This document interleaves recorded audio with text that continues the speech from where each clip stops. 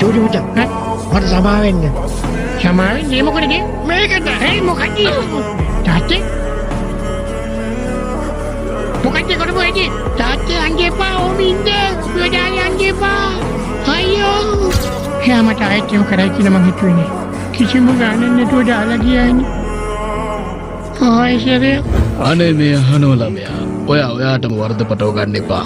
වික්කින්ද තමයි අපි සේරටම මෙතන ළඟින් සිද්ධ වුණේ. එයා ඕනම වැඩක් අතරමඟ දාලා යනවා පුතා බලන්න ඕන වුණාම. එහෙම ගියාට කවදාවත් ඇව හම්බෙලා තිබුණේ නැහැ. පුතා ඉන්න ගෙදර ළඟ තියෙන ගහක් උඩට වෙලා මේ හැමදාම බලාගෙන ඉඳලා තියෙනවා. එයා ගහේ ලකුණු කරාලු.